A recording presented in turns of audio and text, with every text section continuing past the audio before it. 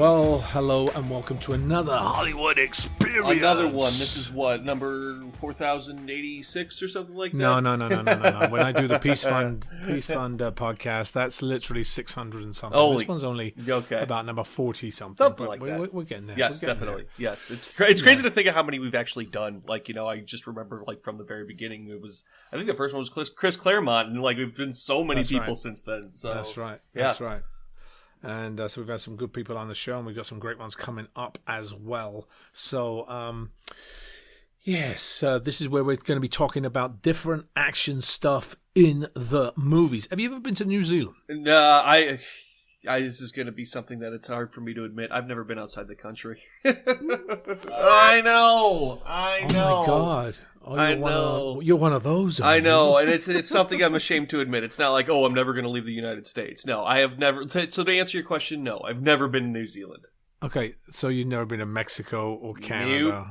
Nope. A funny story is, I was on the Maid of the Mist at Niagara Falls, which is that boat that takes you, close to the falls. So I may have crossed over into Canada. We don't know for sure, but I've never used a passport to get into a country. David, that doesn't count. It does not count. It doesn't really count, does it? No, not at all. Not really, no. Yes. Well, let me tell you, there are some amazing locations around the world, and I've been to many of them. Mm-hmm. So I'm totally the opposite. I've been to a lot of these locations, and New Zealand is a stunning place. Mm-hmm. And this week we actually have a guest from there, Mike Ginn, who's going to be joining us regarding the series, the little series that he did, Power something or other. Yeah, I don't know. It might be long running. I'm not entirely sure. Some of you may have heard of the Power Rangers, something like that. Yeah. So he's done a few bits, bobs on this one. He started doing this many years ago, and he's from New Zealand. So he's basically born in Auckland. Actually, the first time I actually went was Auckland, and again, he graduated from the School of Performing Arts and wanted to become an actor, but then, became a Power Ranger. As you do. Because as you do, it's what you do in life. Yeah. So the action stuff, again, this is, and remember, action, what can I put it?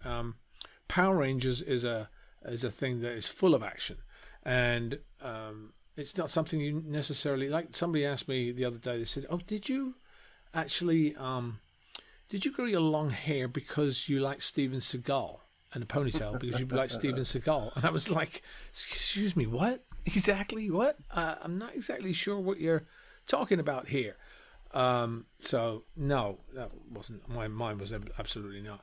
But I don't think you become an actor to suddenly, I'm going to become a Power Ranger. Right. You become an actor because you want to be an actor, and then if whatever happens along the way happens along the way, So, and I think Mike was the same thing. Mm-hmm. He's known for Power Rangers, which was 2009, and then he's done other stuff as well, but he's really concentrates on he's back in LA now, and he did the Power Rangers Hyperforce in 2017, 2018, and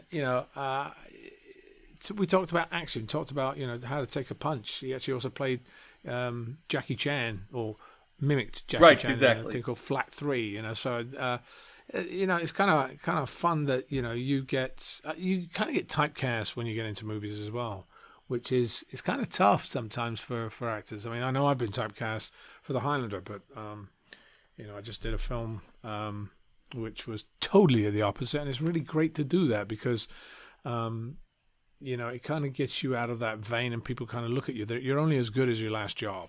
Right. But, let's listen to what he has to say, and I hope you enjoy this interview. Hello, good morning, and we are up again and running, and this time we're staying in Los Angeles because I've got a really interesting guest this morning, Mike Ginn. Oh, really? Yes, really, and actually a New Zealander to boot. Yes. I'm from Seattle.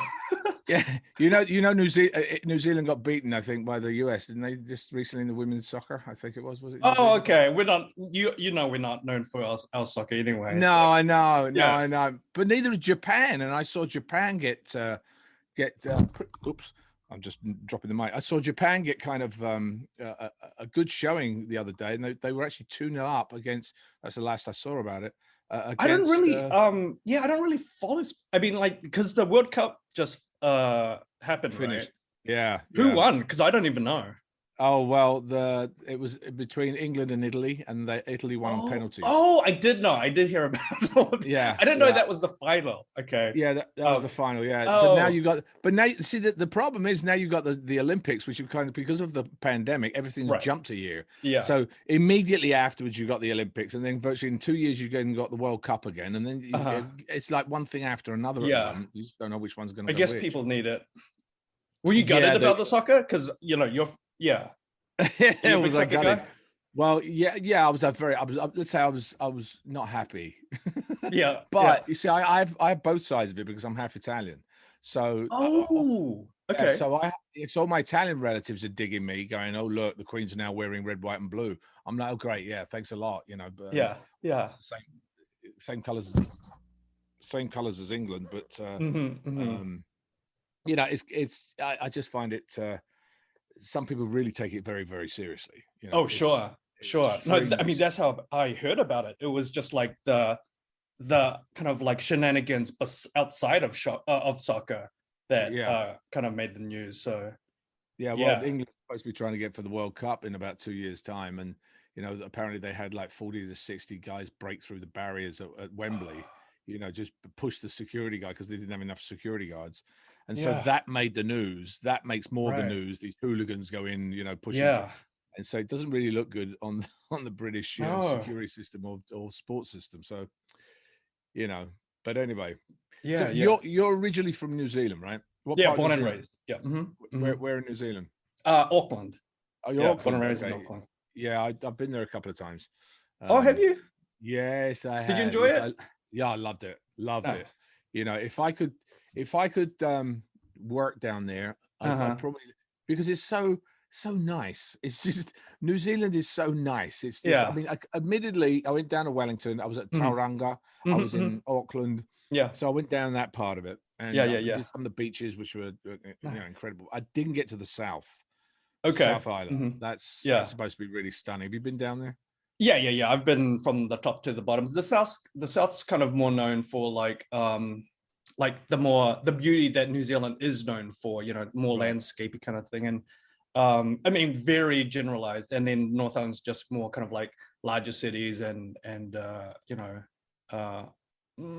gonna stop there. I was gonna say like there's more stuff to do there, but it's cool. I'm glad you enjoyed it. Cool. I'll be honest. Wellington felt to me like it could be anywhere. I mean, it didn't really, I mean, Auckland I could see, and then when you go outside the cities, you see what New Zealand's kind of known for, and so I'm like, wow, this is beautiful, and it was really. I didn't think Wellington was my favorite place. It just felt, because I just felt like I was kind of anywhere else. Some parts just outside of Wellington wasn't bad. There was the big what's it called? That big it's like a rock. I ran up the top of it. Not too sure. I can't remember the name. Anyway, but so the view from there was stunning, and there's some amazing places around it. But the actual city itself, I was like, I could be in actually part England, because of course you have a very English kind of heritage in a sense. Yeah. I'd love to see England myself. I actually haven't been. I've never been to the UK. Never been to the UK. No, I'd love to go to London. Actually, I'd love to see the globe and just. So what brought you here? What brought you to? Was it Power Rangers? I had always to LA. Power Rangers didn't bring me to LA. A lot of people don't know, but Power Rangers shoots on location in New Zealand, and so that was my end there. And then I had always wanted to move to LA, to be honest, and so I guess Power Rangers gave me the means, I guess, to get the work visa. I'm on my green card now, but it just kind of gave me that ability to more easily do so, I guess.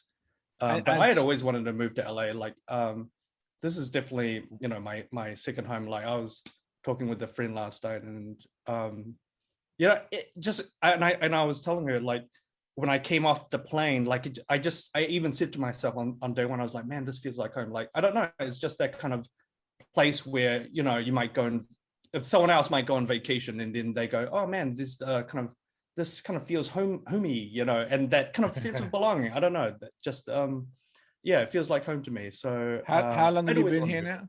How long have you been here now? How About long have you 10 been? years now. 10 Yeah, years? I really like Okay. it After here. after Yeah. 30, tell me the same thing. I just wanted, I'll be kind of Oh yeah, interested. okay. So 29 is like the cutoff, and then 30 is like, oh man, this place is shit. Yeah, I mean, How do you I feel? Actually, how well, long have you been here? Actually, I've been here too long. okay.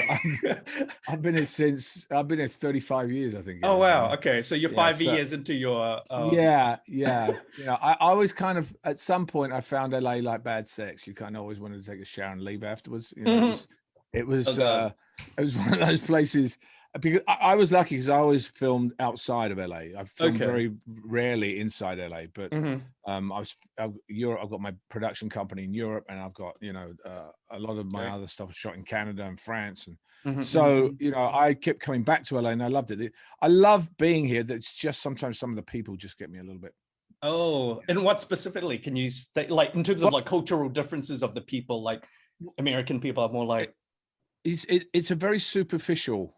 I find Mhm, sometimes it's a very superficial thing because mhm, in reality, when you're in a bad place, the people that you can count on are the people that are a little bit more interested in you rather than interested in who else is in the room. mhm, And I mhm, find that sometimes in LA, it's a little bit more about that, about, oh yes, what you can do for me, what car you're going to drive, mhm, who mhm. else I can network from someone else. And, that was never me. So I've always kind of come from a much more English Yeah. um, reality in a sense. And listen, there are some great things in LA, and there are some great people in LA. I'm not Mhm, saying that. mhm. It's just in general, it just the vibe was from the people just never really zoned me. I don't know. It's. No, I hear you. I mean, I've heard that before too. About like the Oh, people I'm sure. here. Yeah. It makes it more so. That you gotta more consciously pick your circle and the people Correct. you bring in your inner circle. I think a lot of people don't do that enough. They just kind of like someone comes in their circle and it's just kind of like an unconscious process. It's not a conscious process where in terms of having who's your friends and whatnot. But I guess yeah, LA is a big place and there's so many people here. That's what I've always said. Like, because there's so many people and everyone's got their own kind of like, they may have their own agenda and they're just different. People have different kind of values and stuff. And so you just got to be more conscious of who you bring in the inner circle, I guess. Exactly. Yeah, I know. I Yeah. know. So tell me about, how did you get Power Rangers? How did that start? Um, okay, so like I said, Power Rangers shoots in New Zealand. It still does. It didn't always, but I was in drama school at the time in New Zealand, and um, yeah, I was shooting, and I've always kind of like kept my eye on it, just going like, oh man, I can't wait to when I graduate, I can audition for it, and it was always at that point it was kind of like on its way out in the sense that Disney owned the rights and they were trying to get rid of it. It was always kind of a thing where they would say, oh, this is the last year it's going to be shooting. This is the last year. And I was in dramas going, oh, okay, I hope, they have at least one more season when I come out so I can audition. And yeah, the year I was out of drama school, I just auditioned for that one. And I got it. It was just kind of it was just a regular audition process, I guess. Did you have to do any martial arts for it? They don't care so much about that, to I be don't. honest. Yeah, I mean, I think they may have in the past, but and if you do have a background, I think that's a bonus, but it's definitely not a priority. Required. I think they definitely go more for like is this person, I don't know, the right look for us. Yeah, well, I mean, I think so. I mean, you play the Gold Ranger, right? Yeah, yeah, the Gold Right. Power Ranger and Power Rangers RPM. Yeah, And yeah, which is, I mean, it's. Have you done any of these conventions where you actually have a? yeah, I have. I'm pretty sure you have, just because I know I go to several of them during a Nice. year, and Yeah. there's always Power Rangers that I see, and people are always lined up to meet them. Yeah, I enjoy it, man. Like you don't get a sense of, and you'll probably relate to this, like, when you do the work and it's cool, you get a lot of satisfaction from doing it, but you don't really kind of see the impact of it on, from the perspective of other people. And then when you're at the con, you're talking to these people, they're like, oh, it was such an inspiration. It helped me get through the bad times of this and that. You hear their stories, and then you go, man, this actually influenced a lot more people than I could have ever imagined. And I'm sure you've probably had the same stories and what you've done. In terms of like Highlander and yeah, just to kind of just reveal, like, I used to watch your show on TV when I was a kid, actually, too. So when you asked me to be on the podcast, I was, oh man, this guy. But you will never kind of get the scope and scale of kind of like the effect your work has done. Especially if you never hear it firsthand, you just think, oh man, okay, that was cool. I played this role and that was dope. But you never hear the people that it really affected. And I have heard those stories. People tell me that it really, it really did affect them in a really positive way. And that always makes me feel, super humbled and grateful that, to be a part of the franchise. And did you ever think of that in drama school? That was kind of what the process was. Because I mean, obviously drama school, you and different drama schools give you different things. I don't know. Did you do things like movement and script analysis and character study and all that stuff? Is that what your school taught you? Yeah, it was based in theater, so it was like kind of more the craft of like your voice movement, this and that. So not so much focused on like film and TV, actually. Right. Yeah. Or stage. Yeah. And so when you talked about movement, did they do any weapon stuff, any sword stuff, any? We did action? Swords a couple times, actually, but not enough. It was just like we did have the wooden swords, and then we did we did fencing. That's right, we had fencing. We had to put on like mask, and then we actually had forgive me for foils. You had foils. We had foils. That's right. Yeah, we had that. Did we have the wooden swords? Like I saw when I looked you up, I saw you had like the sword experience, and then you had like the wooden swords. Maybe that was in my head just before. But I remember we had like the fencing kind of thing. Well, in the sword experience, basically, it's for safety. I mean, everybody has a lot of people have no experience whatsoever, and therefore, wooden swords actually, you can still hurt and kill people with wooden swords as well. Yeah. So, the fact is, it's still dangerous. But I'm glad they gave you wooden swords, because sometimes, earlier on in the time, they just said, "Is a metal one? You can start working with this." Well, not sharp, but it would be metal. Aluminum.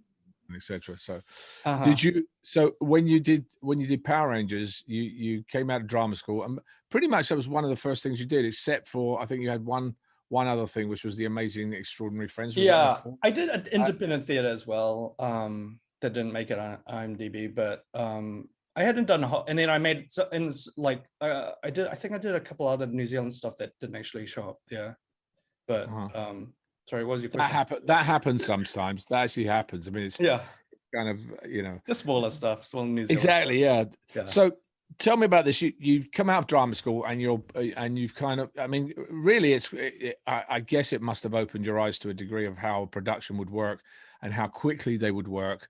Because it is a different world. It's a different way people react, act, and things get done not as much as you would have had the experience to do at drama school. Rehearsals, for instance. Sometimes you just don't get any rehearsals, or very little rehearsals when you're actually running a TV show. Yeah. So what of a difference was it for you when you came out? I guess it wasn't like any big, like shock or anything. I guess I kind of realized that enough that I don't remember being, oh my God, this is so different than drama school. What am I doing? I didn't get any sense of that. I'm always usually very prepared. So I think it was like I don't remember any of that kind of any difficulty in that kind of like difference in regards to your question. I took to it pretty well. I think like the process. What about Um, the action sequences that they did there?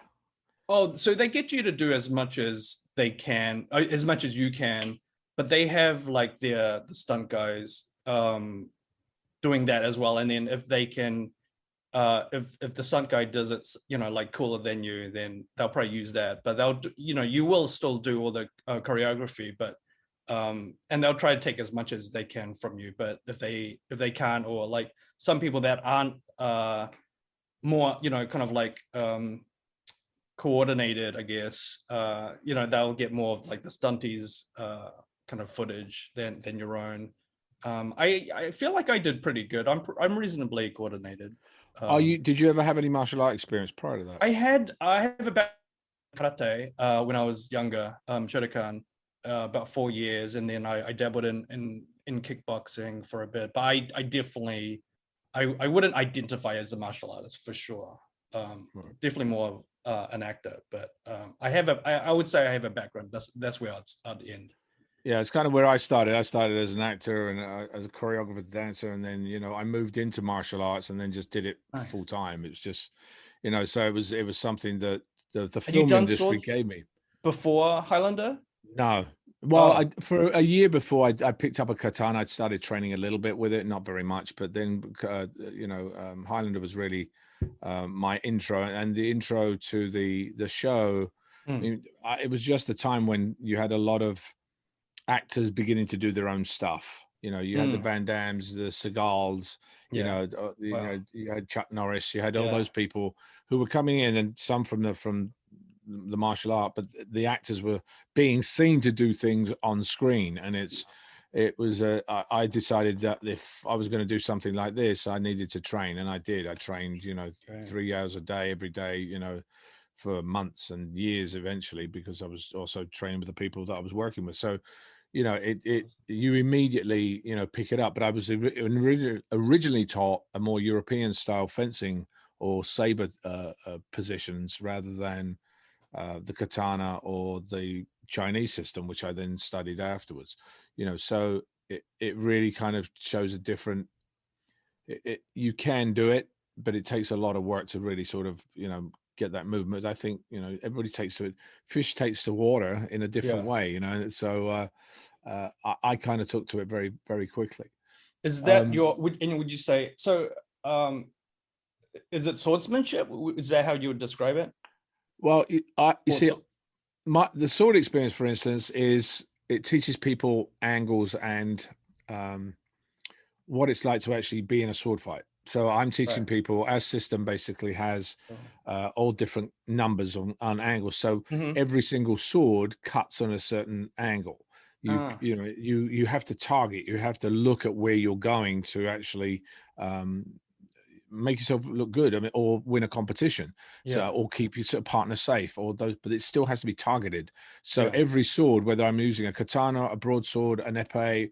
Well, an epee is slightly different because there's more thrusting, but foil, for instance. But if you've got a saber or a cutlass or a scimitar or any of those, you're still going to cut you on a certain line. So teaching people those lines is really the basis of what all sword work is. So after that, I say to people here, you then decide what you like, because everybody's different. You move differently than I do. I move differently than my stunt coordinator did. And so therefore everybody has their own style that they feel comfortable with.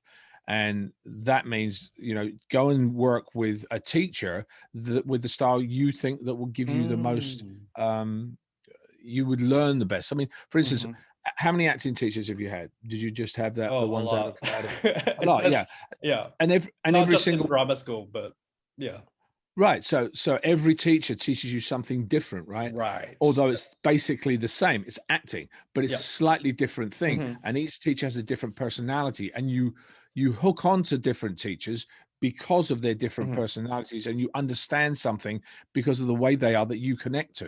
It's the same thing with martial arts. Same thing with martial art teachers. you have to really look at those martial art teachers and say, okay, what can I get from this one, and adapt Right. for what you do. So I think It kind everybody's of very different. like assumes it kind of assumes like a trial and error approach, kind of like it's, you know, like you said, you resonate with a differently to different teachers, and so it kind of takes, and you know, they teach slightly different tools, you know, this kind of approach to acting or whatever. So it kind of does assume like a, you know, like a dating approach. You got to go out and kind of like you know, that's how I would approach it. You know, I've approached acting anyway. You know, you'd go to different kind of like teachers and workshops, and you see which approach resonates and which teacher resonates with you.